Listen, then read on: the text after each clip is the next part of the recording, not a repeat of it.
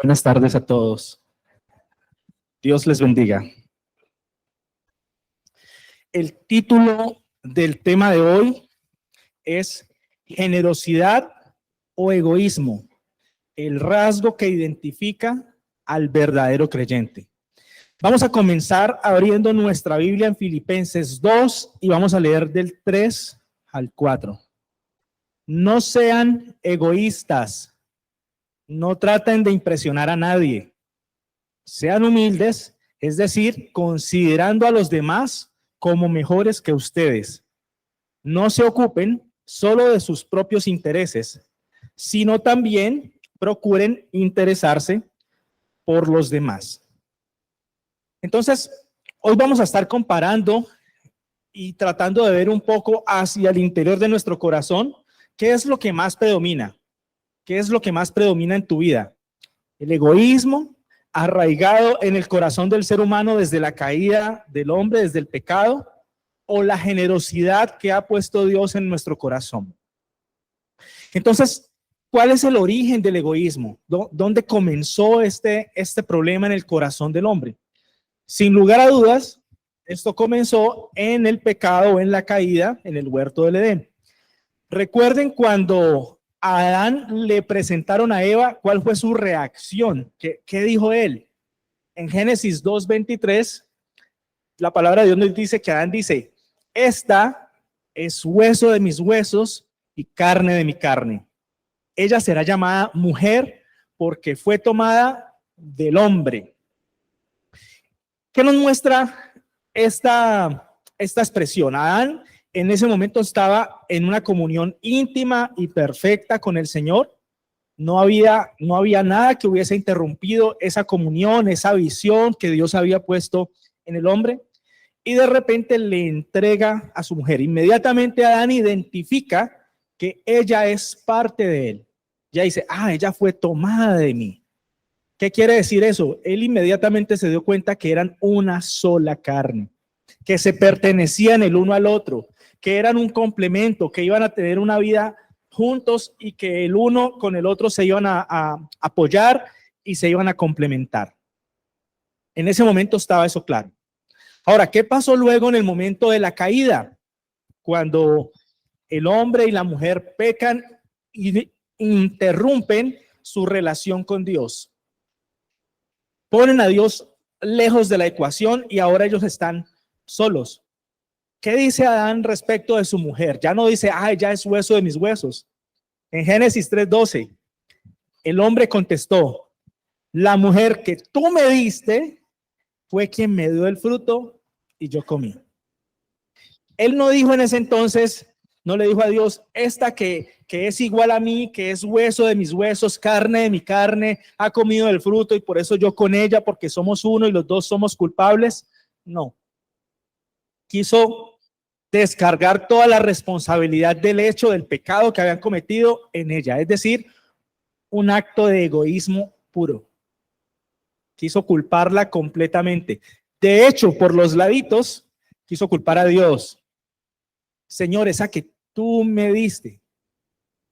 El egoísmo nubla nuestra visión. El egoísmo nubla nuestra observación de la realidad. No vemos la realidad como realmente es, como Dios la ve. Porque el egoísmo nos pone a mirar hacia adentro de nosotros mismos, pero no en una actitud de mirarnos hacia adentro para cambiar, para ver qué está mal, sino que es como si nos escondiésemos en nosotros mismos y no vemos el problema que hay afuera. Entonces, desde ahí viene el problema.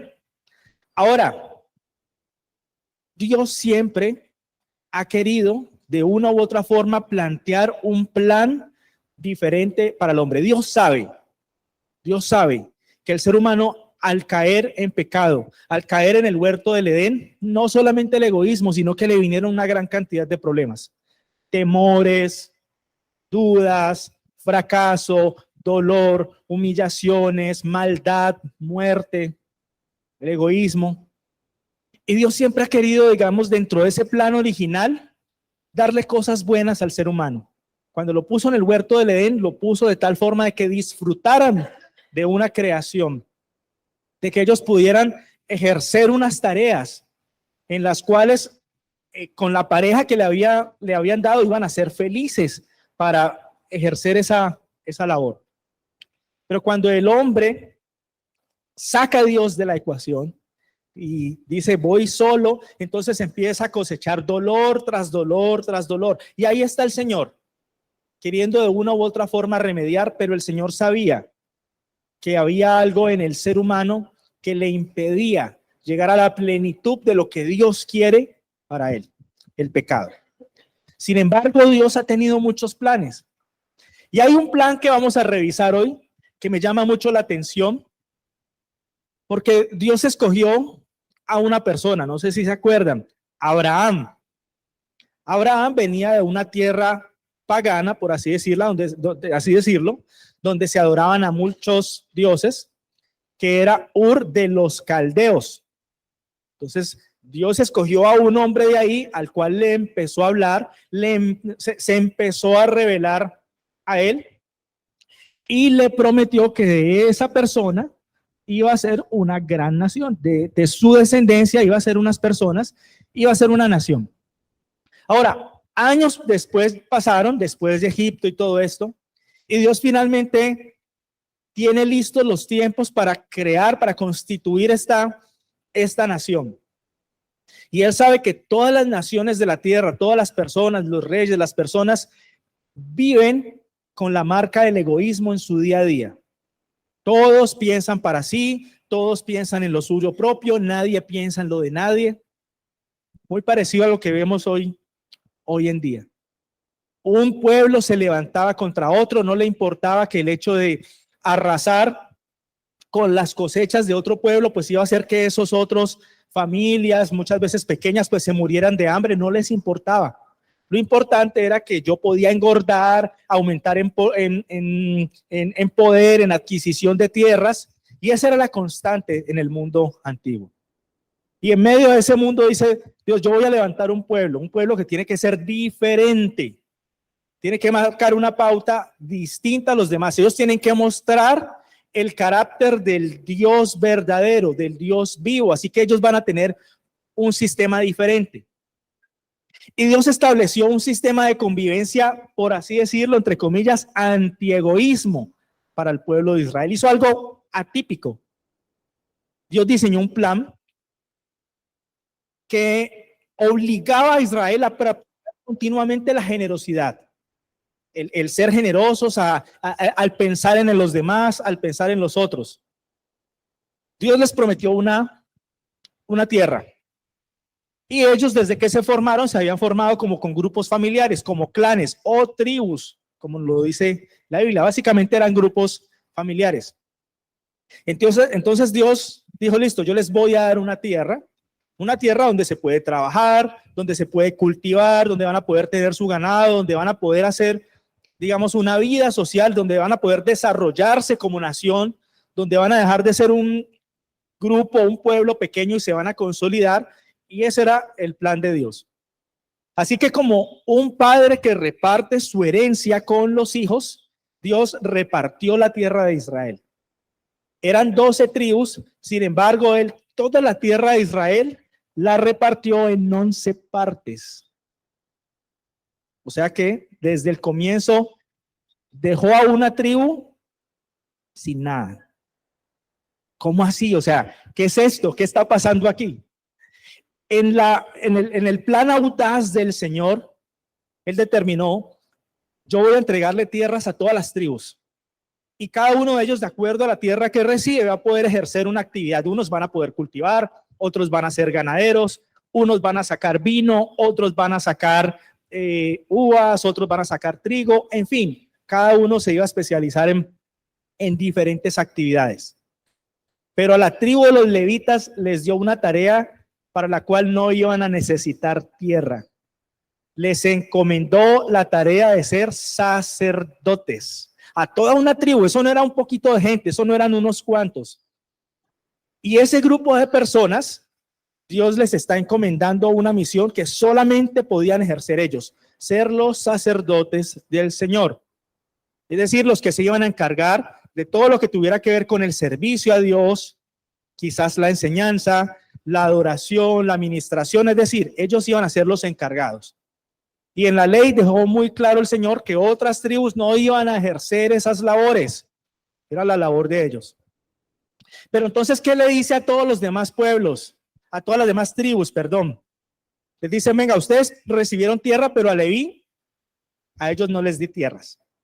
Así que a ustedes, pueblo de Israel, ustedes las otras 11 tribus que recibieron tierrita para trabajar, ustedes se van a encargar de los levitas. El sustento de los levitas ahora depende de ustedes. Miremos la palabra de Dios. Vamos a Números 18. Vamos a leer desde el 20. El Señor le dijo a Aarón, ustedes, los sacerdotes, no recibirán ninguna asignación de tierra ni porción de terreno entre el pueblo de Israel. Yo soy su porción y su asignación. Miren la profundidad de lo que el Señor les está diciendo. Les está diciendo, ustedes no van a poder trabajar la tierra, ustedes no van a cultivar, ustedes no van a poder vender, comprar, enriquecerse con el fruto de la tierra, no. Ustedes, ¿qué es lo que tienen en sus manos? Ustedes tienen al Dios vivo. Yo los voy a sustentar. Yo los voy a sacar adelante. Ustedes van a trabajar para mí, así que yo voy a ser su jefe. Yo soy el que los voy a garantizar que ustedes tengan sustento. Yo no me imagino qué sintieron esos levitas cuando Dios decidió esto, porque no se la esperaban. Yo no me imagino los temores, los sustos. ¿Cómo así? Vinimos a la tierra prometida. Qué bueno, la tierra que fluye leche y miel. ¿Qué me tocó a mí? Nada. Me tocó la parte más especial, la intangible. Me tocó el poder de Dios. Me tocó ministrar. Me tocó el servicio para el Señor. Y dice, yo soy tu porción en el 21. En cuanto a la tribu de Leví, tus parientes los recompensaré por su servicio en el tabernáculo. En lugar de una asignación de tierra, les daré los diezmos de toda la tierra de Israel. Entonces, aquí vamos viendo un tema. Cuando Dios establece el diezmo para las otras tribus de Israel o para Israel, aquí de antemano está diciendo, el propósito inicial de ese diezmo es sostener a los levitas porque ellos no tienen tierra. Ustedes tienen tierra y de ese producto de la tierra que cada uno va a tener, de ese producto van a traer ese diezmo y con eso se van a sostener los levitas. Pero el tema no para allí. Miremos Números 15 y vamos a leer del 17 al 19.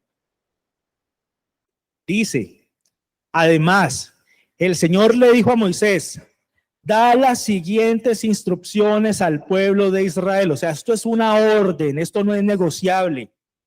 Cuando lleguen a la tierra donde yo los llevo y coman de los cultivos que crecen allí, separarán una parte de ellos como ofrenda sagrada al Señor. Cuando le dio la tierra prometida a Israel, repartió la tierra de acuerdo a los grupos familiares, es decir, de acuerdo a las 12 tribus. Así dice la Biblia. ¿Qué está estableciendo el Señor aquí? El Señor no le está diciendo al pueblo de Israel, vengan, yo les di tierra a 11 tribus y hay una 12ª tribu, pues pobrecitos ellos, tengan piedad, tengan misericordia, ellos miren a ver qué cosita por ahí pues les sobra para que les den. No. El Señor está diciendo aquí, ustedes tienen de lo que ustedes van a producir, tienen que apartar una parte, esa parte es mía, dice el Señor. Y esa parte que es mía va a estar consagrada. Es obligatorio para ustedes que ustedes la traigan y con eso yo voy a sustentar a sus hermanos, los levitas. ¿Dónde va quedando el egoísmo en este plan? ¿Dónde va quedando el egoísmo? El egoísmo típico de los pueblos, yo produzco, como, engordo, esto es para mí, no me importa a nadie más. No, aquí él llevó al pueblo, a todas las tribus, a que tenían que pensar en una más que iba a estar dedicada al servicio a Dios. Y a su vez le vi cómo iba a, digamos que le aportaba al resto de las naciones su trabajo dedicado, íntegro, continuo en las cosas de Dios en favor del pueblo. ¿Dónde está el egoísmo en ese plan? Los planes del Señor son perfectos y maravillosos. A pesar de que no le dio 1 centímetro de tierra a Leví, su plan era maravilloso, genuino, lo que permitía que esa nación se mantuviese unida y que hubiese una comunión, porque había preocupación de los unos por los otros. Este era el plan. Entonces, en ese sentido, el diezmo era parte de un plan de sustento comunitario diseñado por Dios. Pero resulta que nosotros, en nuestro día a día, siempre que hemos escuchado el diezmo, hablamos de el diezmo. Resulta que no era uno solo. No era uno solo. Habían 4 tipos de diezmo distintos. Y vamos a ir viendo el propósito de Dios con esto. El primer tipo de diezmo era, pues como ya lo vimos, para la tribu de Leví, lo que acabamos de leer en Números 18 del 20 al 21. Esto se refuerza o lo reforzó Nehemías más adelante, Nehemías 10:37. Vamos a leerlo. Dice así la palabra de Dios: almacenaremos los productos agrícolas en los depósitos del templo de nuestro Dios.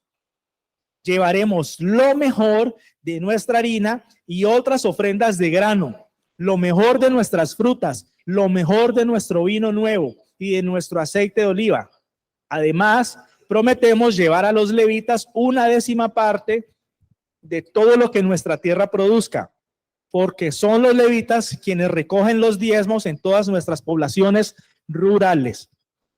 Entonces, mire que aquí se va revelando algo especial. Nehemías está diciendo, ya en época en que está construido el templo, dice, vamos a llevar al templo a un cuarto que se llamaba alfolí. El alfolí era una habitación, era un cuarto, porque era para guardar producto de grano, de cosechas y de todo esto. Y dice, vamos a llevar no lo que nos sobra, no voy a coger del árbol la fruta que esté más malita, esa es la que entrego, no, lo mejor. Que Israel tenía muy claro que esta ofrenda no solamente era para los levitas, sino que era una ofrenda para Dios. Y yo no puedo darle a Dios lo malo, lo torcido, lo que me sobra, sino lo mejor de mí. Eso es lo mínimo que espera Dios de nosotros. Pero dice, vamos a llevar una serie de cosas, vamos a llevar lo mejor de nuestros productos, vamos a llevar esto, pero además de eso que vamos a llevar, le vamos a llevar la 10ª parte a los levitas. Es decir, que no solamente era un 10%, sino que había más cosas. Vamos entendiendo un poquito más ese plan de Dios para Israel. El segundo tipo de diezmo era un diezmo anual. Dice, este diezmo era una provisión para la peregrinación anual hacia Jerusalén y para los levitas. Vamos a entenderlo. ¿Qué era este diezmo? Una pausa antes de leer el capítulo. Resulta que Dios estableció que el único lugar donde se podía construir el templo de Dios, donde la nación entera iba a adorar, era en Jerusalén, en el monte Moriah, o lo que conocemos hoy como la explanada de las mezquitas, allá donde está la cúpula dorada, pegadito al muro de los lamentos. En ese lugar estaba el templo de Israel y allí los sacerdotes, los levitas, ofrecían un servicio que para la época de la Pascua, que los judíos celebraban después de la salida de Egipto, con todo un protocolo que se les había establecido, esa celebración podía durar aproximadamente una semana. Todo Israel debía hacer peregrinación hasta allá, es decir, que cuando se llegaba esa semana, por todos los caminos habían judíos llegando a Jerusalén, de todas partes, de todas las naciones pues donde ellos estaban, de todos los pueblos, de las ciudades, habían caravanas. Entonces básicamente este tipo de diezmo que el Señor les está ordenando es que ellos no se pueden ir con las manos vacías, ellos se tienen que preparar porque es obligatorio que lleguen a Jerusalén. Y ellos van a permanecer allá, quizás en carpas, quizás en tiendas, y ellos tienen que llevar su provisión, no pueden ir, digamos, a acostarse en otros, sino que tienen que llevar su provisión Pero esa provisión muy seguramente no la van a consumir todas, sino que algo les va a sobrar. Entonces de ahí tenía que haber provisión para otras personas que de pronto tuvieran menos. Entendiendo esto, leamos Deuteronomio 14, del 22 al 27. Dice así: deberás separar el diezmo de tus cosechas, es decir, la 10ª parte de todo lo que coseches cada año. Este diezmo era anual. Lleva ese diezmo al lugar de adoración designado, es decir, el templo de Jerusalén, el lugar que el Señor tu Dios elija para que su nombre sea honrado. Y cómelo allí. ¿Sí lo entienden? ¿Sí lo ven? Es un diezmo que ellos mismos iban a consumir más adelante, pero en el entorno de la peregrinación que tenían que hacer hacia Jerusalén. Lo harás así con el diezmo de tus granos, tu vino nuevo, tu aceite de oliva y los machos de las primeras crías de tu rebaño y manadas. Esta práctica te enseñará a temer siempre al Señor tu Dios. Es decir, tenía un significado especial. Era una provisión que ellos guardaban, que debían consumir, y en esa peregrinación adorar en Jerusalén, la comida no podía ser la preocupación. La única preocupación que el pueblo tenía que tener en ese entonces era adorar al rey. Entonces, como quien dice, durante el año había que trabajar durito para que cuando se llegara ese momento de la peregrinación, yo tenía la provisión necesaria para irme con mi equipo de campaña, mis provisiones, y poder adorar al Señor. Ese era otro tipo de diezmo. Ahora bien, cuando el Señor tu Dios te bendiga con una buena cosecha, podría suceder que el lugar de adoración que él elija para que su nombre sea honrado te quede demasiado lejos para llevar tu diezmo. ¿Qué está diciendo aquí? Es posible que tú, si eres una persona trabajadora, además pues que agradas al Señor, Dios te bendiga con unas cosechas impresionantes.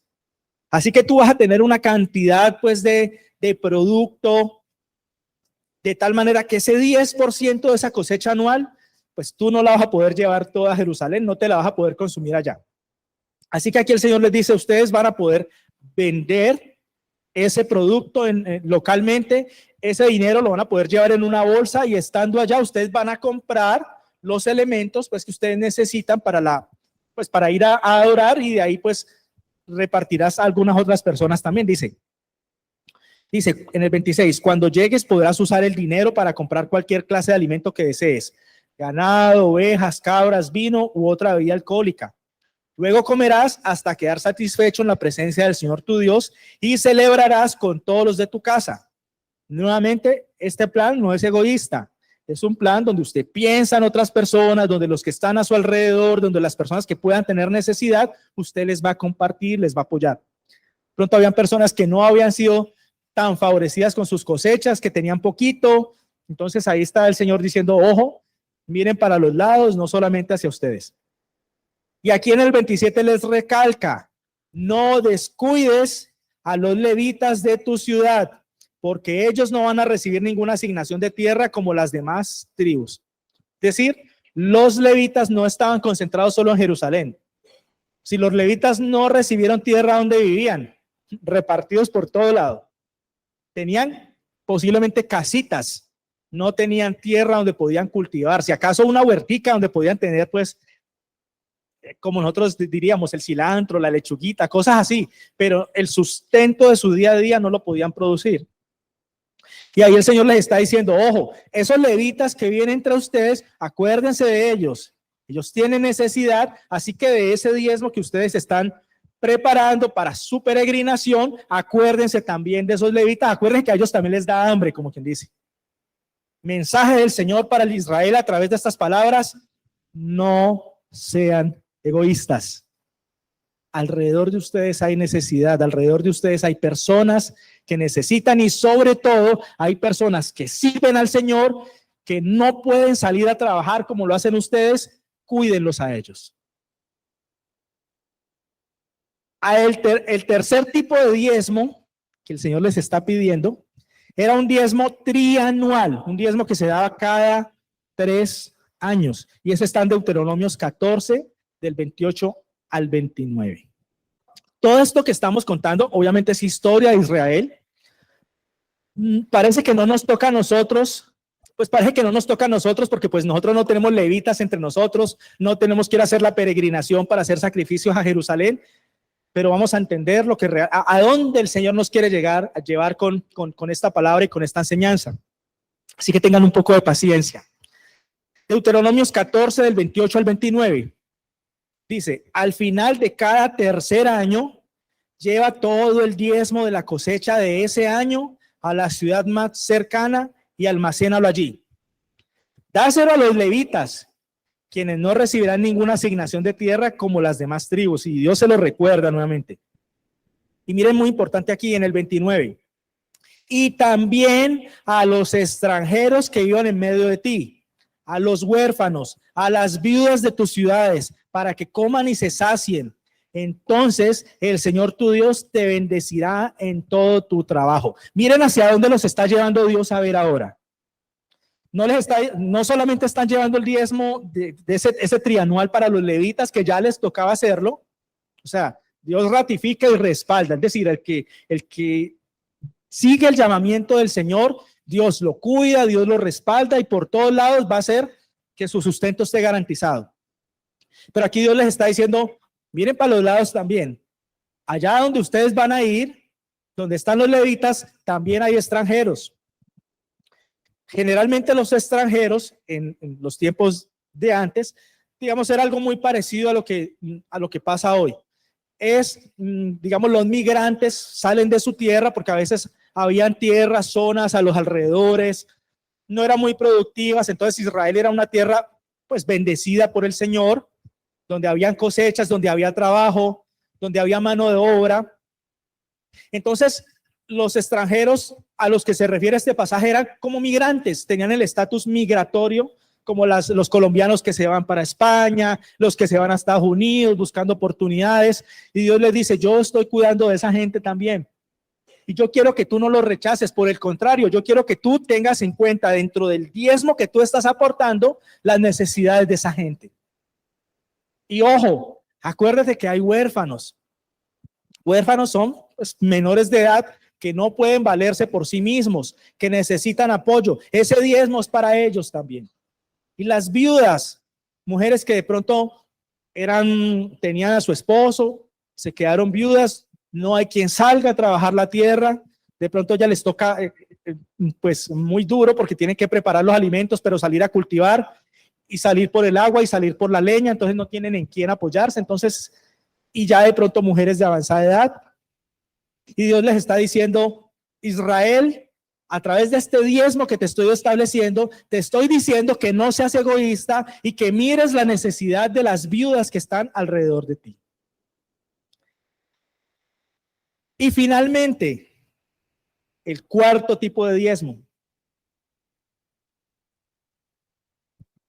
El diezmo que tenían que dar los levitas.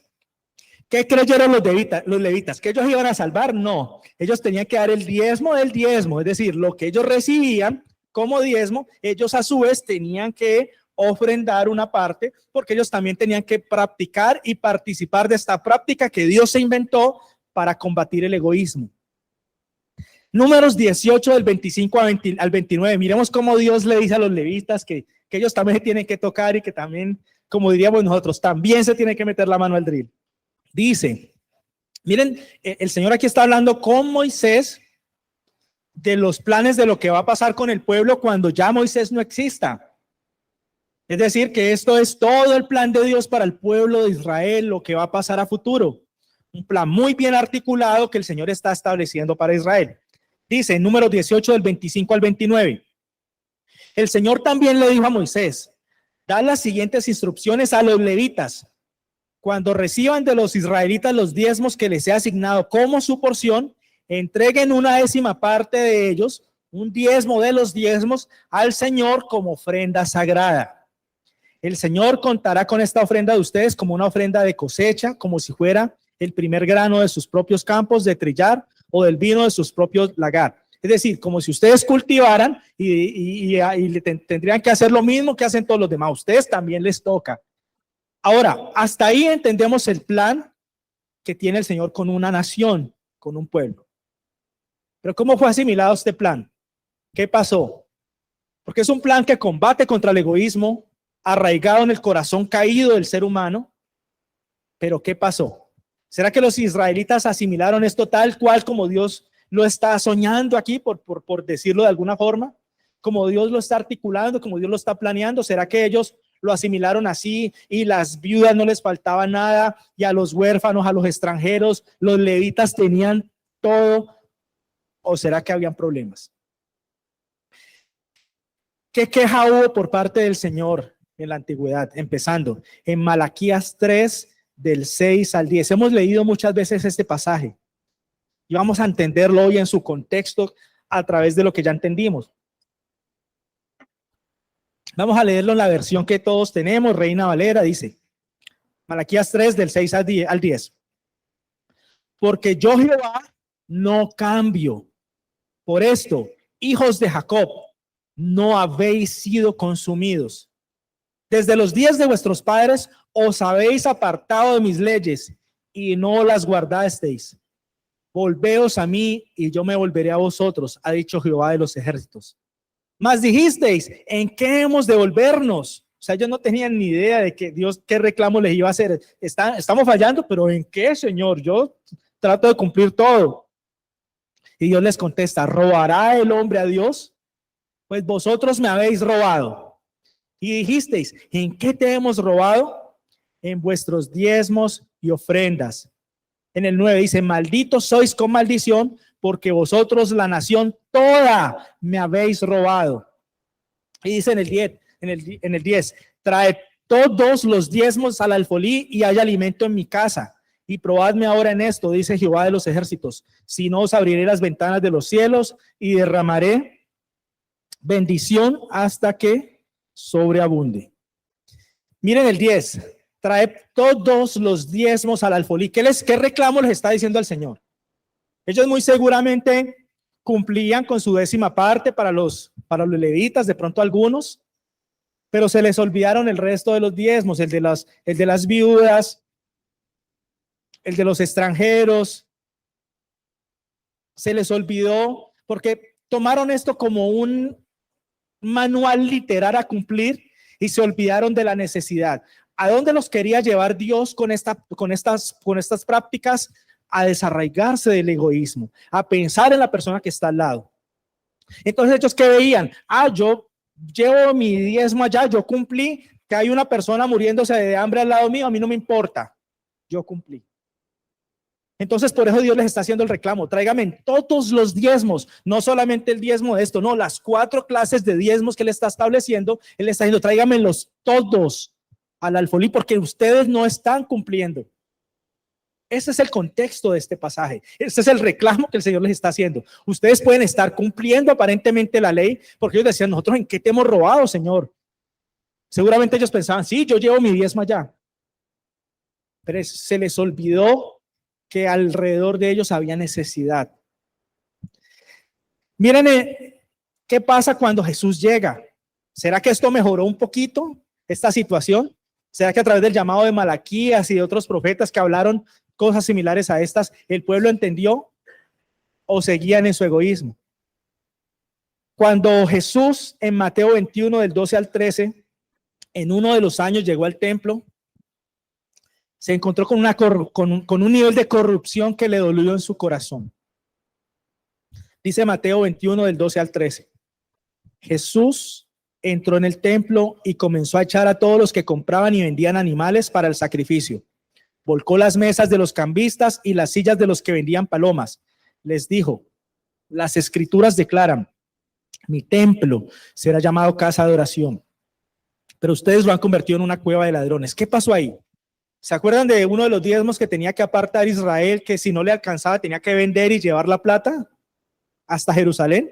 Y allá, ¿qué tenían que hacer? Comprar elementos para comer, y tenían que comprar pues animales o palomas para los sacrificios. Pero estos vendedores convirtieron esto en un negocio. Entonces ellos compraban la palomita, el corderito cojo, las frutas que no eran de primera calidad, y lo llevaban allá y lo vendían, eso sí, al precio que a ellos les parecía. O sea, bien carito, porque ahí había que sacar ganancia. Entonces, el plan original del Señor de combatir el egoísmo, o sea, veamos todo desde esa óptica para que lo vayamos entendiendo. El plan del Señor, que era de que hubiera una especie de coinonía entre los israelitas, que ellos vendieran, que pudieran compartirse unos con otros. Un grupo de personas, al igual que el pueblo, habían pervertido la idea. Y unos lo convirtieron en negocio. Y a otros pues no les interesaba, y los sacerdotes pues tampoco les interesaba, porque ellos lo que les interesaba era que le iba a llegar su provisión súper abundante y ellos iban a estar bien, y que habían pobres con necesidad y de pronto personas que iban a venir con bajos recursos, que iban a pasar hambre durante la adoración. No me importa. Lo importante es que yo esté bien. Entonces, miremos cómo, o vemos aquí en este ejemplo, cómo los creyentes pervertimos el plan de Dios. Los planes de Dios siempre son buenos, siempre son maravillosos.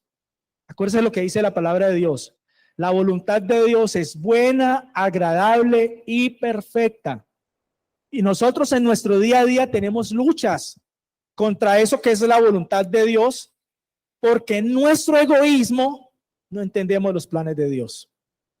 Porque solamente pensamos y jalamos hacia lo que a nosotros nos beneficia. Y resulta que Dios no está pensando solamente en beneficiar a un individuo, sino a toda una comunidad.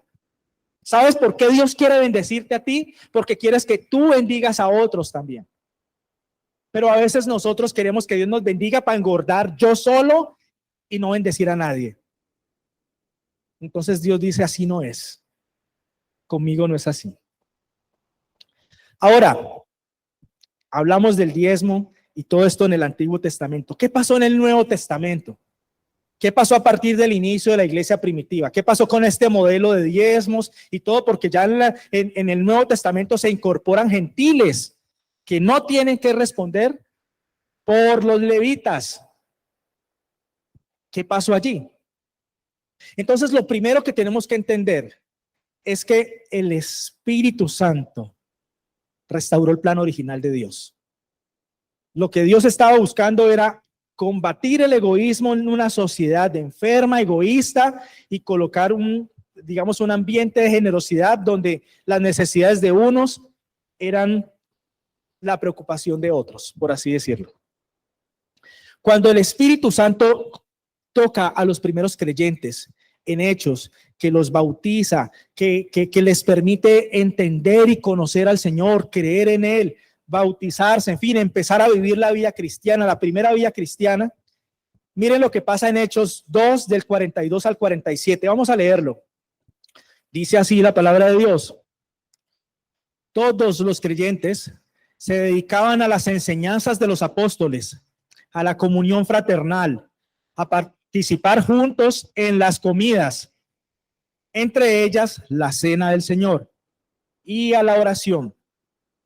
Un profundo temor reverente vino sobre todos ellos, y los apóstoles realizaban muchas señales milagrosas y maravillas. Todos los creyentes se reunían en un mismo lugar y compartían todo lo que tenían.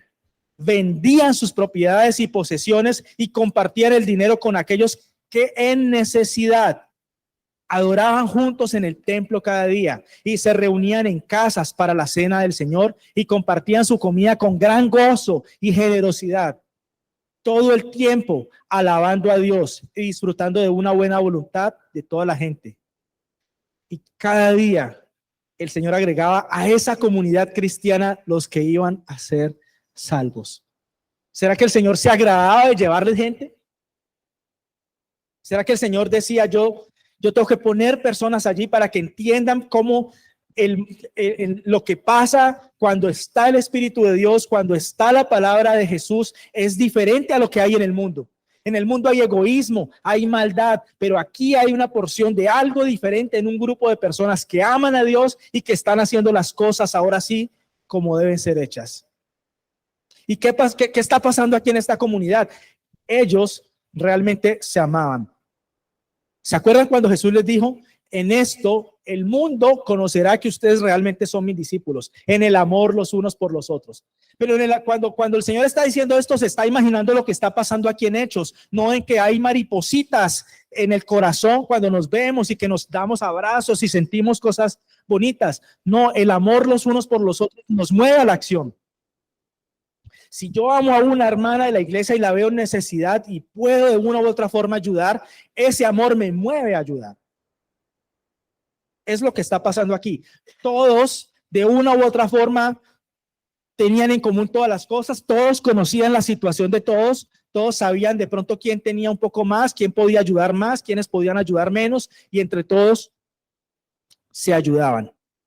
Y en ese ambiente donde el egoísmo había sido sometido, por así decirlo, adoraban a Dios. Dios se complacía en esa adoración muy seguramente, y el Señor les colocaba personas. Miren, ustedes pueden escuchar prédicas en internet, de estudios, muchas personas estudiosas que dicen que en el Nuevo Testamento el diezmo quedó abolido, porque pues entre los gentiles no hay levitas, porque pues aquí no tenemos que sostener, y que el diezmo era específicamente frutas, elementos de la tierra, nunca se habló de plata, y ustedes van a encontrar ese tipo de comentarios. Pero la verdad es que los creyentes del Nuevo Testamento daban mucho más de un diezmo. O sea, muchas personas vendían lo que tenían con tal de que las personas que estaban con ellos pudieran suplir sus necesidades. Y lo mejor de todo es que Dios se tomaba muy en serio esto. Si no lo creen, recuerden la historia de Ananías y Zafira. ¿Se acuerdan lo que pasó con Ananías y Zafira? Ellos tenían por allá una propiedad y dijeron, vamos a venderla y vamos a entregarla para que, pues para la comunidad, para que siga pasando esto que nos narra aquí los hechos. Y vendieron la propiedad, y por alguna razón entró la semillita del egoísmo en su corazón y dijeron, uy, no, esto es mucho billete, ¿cómo vamos a dar todo esto? No, quedémonos con un pedacito y lo otro pues ahí lo repartimos. Yo creo que esa ofrenda que ellos dieron no era mala. O sea, vender una propiedad y descontarle un pedazo, o sea, tiene que haber sido un billete bueno, por así decirlo. Pero Dios no mira eso.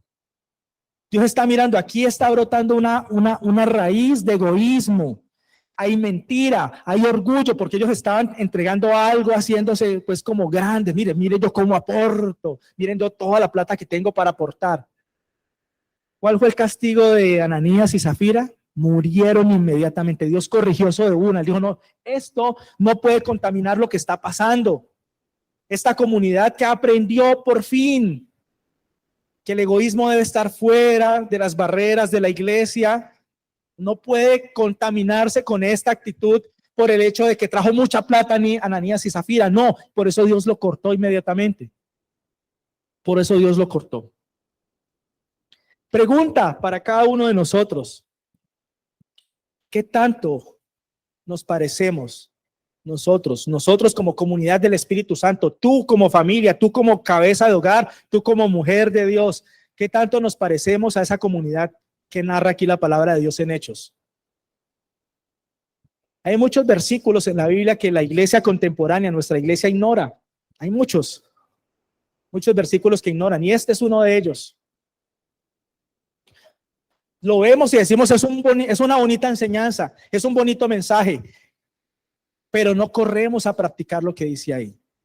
No nos interesa, porque quizás también la semillita del egoísmo ha tocado la iglesia moderna, la iglesia cristiana de esta generación, y también somos egoístas. ¿Qué tan distantes estamos de este nivel de generosidad? ¿Qué tan dispuestos estamos a ayudar? Hay que tener en cuenta que la generosidad es el rasgo que identifica a las personas cuyo corazón ha sido transformado por Dios. Miren lo que dice Jeremías 22, del 15 al 16. Jeremías 22, ya Dios desde no solamente en el Nuevo Testamento, desde el Antiguo ya venía hablando de este tema. Dice Jeremías 22, del 15 al 16. Pero un hermoso palacio de cedro no hace a un rey. Josías, tu padre, También tenía mucha comida y bebida, pero él era justo y recto en todo lo que hacía. ¿Por qué Dios lo llamaba justo y recto en todo lo que hacía? Por esa razón Dios lo bendijo, dice, hizo justicia al pobre y al necesitado y los ayudó y le fue bien en todo. ¿No es eso lo que significa conocerme? Dice el Señor. O sea, ¿qué está diciendo aquí desde la época de Jeremías?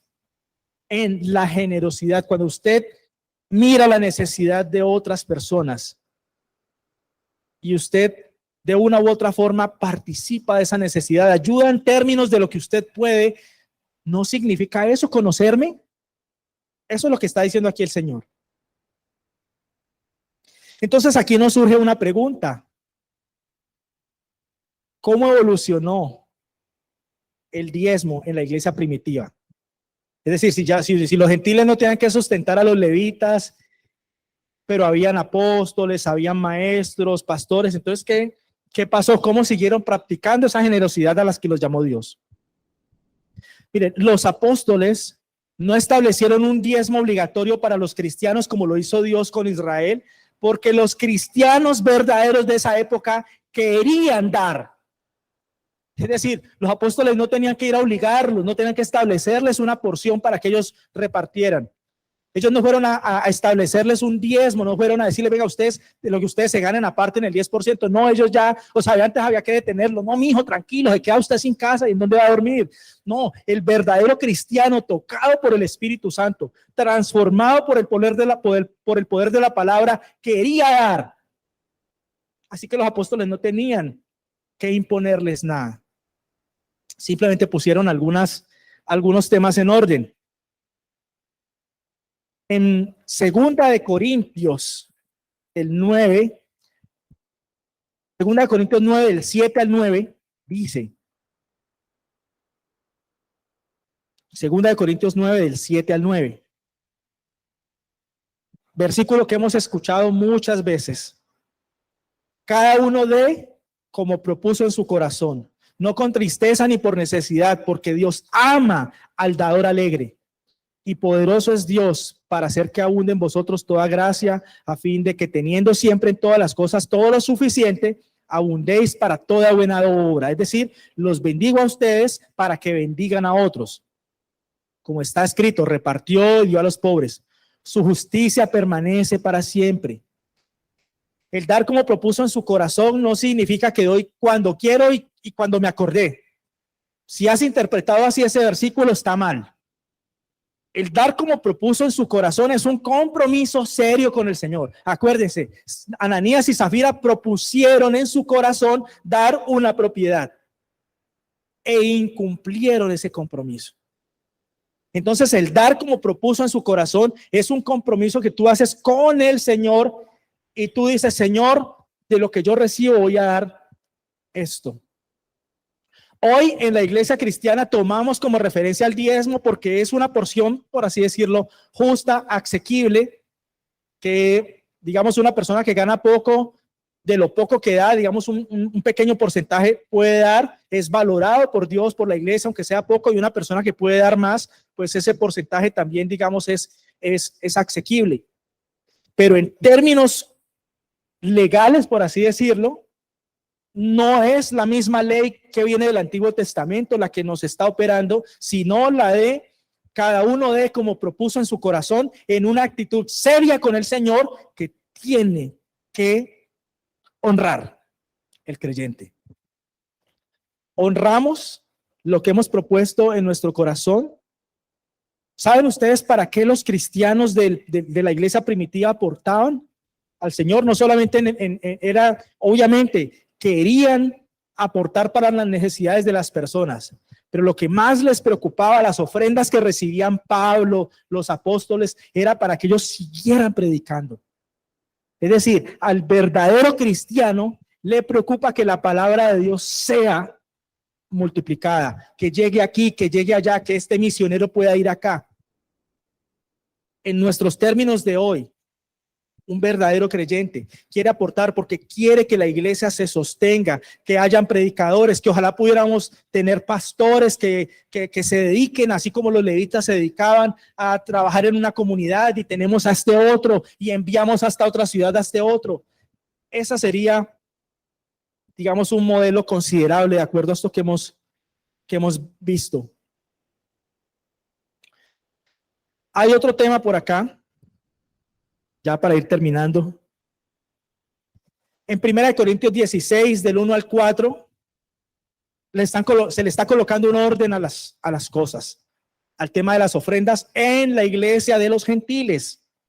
1 Corintios 16, del 1 al 4 dice: ahora bien, consideremos la pregunta acerca del dinero que se está juntando para el pueblo de Dios en Jerusalén. Deberían seguir el mismo procedimiento que les di a la iglesia en Galicia, es decir, que era un modelo que ya ellos lo estaban implementando en todas. El primer día de cada semana, cada uno debería separar una parte del dinero que ha ganado. No esperen hasta que yo llegue para luego tratar de reunirlo todo de golpe. O sea, los viajes misioneros de Pablo no eran cada 15 días, sino podrían ser, no sé, cada 3 meses, cada año. Entonces ellos dicen, no, cada semanita, en la medida que cada uno pueda, vaya aportando. Porque hay mucha necesidad, es lo que está diciendo Pablo. O sea, no esperen a que yo vaya a mi próximo viaje para tratar de donde no hay, tratar de juntar todo de golpe. Eso es lo que está diciendo acá. Es decir, que de una u otra forma el Señor está diciendo a través de Pablo que la ofrenda es conforme a las posibilidades de las personas, pero es algo continuo porque la necesidad es continua. Pero aquí también hay algo importante. Dice, el primer día de cada semana cada uno deberá separar una parte del dinero que ha ganado y no espere hasta que yo llegue para luego tratar de reunirlo todo de golpe. Cuando yo vaya, escribiré cartas de recomendación para los mensajeros que ustedes escojan como encargados de entregar su ofrenda en Jerusalén. Y si parece oportuno que yo también vaya, ellos pueden viajar conmigo. ¿Qué pasó aquí? Ellos están viendo que la iglesia, en efecto, y que las personas que han recibido el Espíritu Santo y los creyentes son generosos.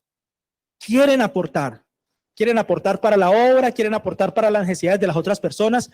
Y ellos están poniendo un orden aquí, porque puede pasar, en efecto, que esta persona que tiene mucho quiere ayudar a otros hermanos. Entonces esta persona va quedando bien. Uy, él es generoso. Uy, esta persona, mira cómo aporta. Entonces aquí Pablo está viendo la necesidad de que todo se unifique, se concentre a través de la iglesia. ¿Para qué? Para que la gloria sea para Cristo, para que la que ayude, para que la que genere obra social, para que la que genere impacto en la sociedad y en las personas sea la iglesia. Aquí está diciendo, hay mensajeros encargados de hacer esta administración y llevarla a Jerusalén. ¿En nombre de quién? De la iglesia de Cristo. Entonces, miren que si bien no le llamamos legalmente diezmo a la ofrenda en el Nuevo Testamento, porque el diezmo era el modelo de la antigüedad, había por así decirlo, un compromiso serio al cual se le puso inclusive unas fechas cada semana. Está diciendo aquí una porción de lo que usted pueda. Habían unos encargados de recolectar, de luego destinar unas ayudas a la iglesia, a lo que la iglesia necesitaba, ayudar a sus miembros y que el evangelio fluyera.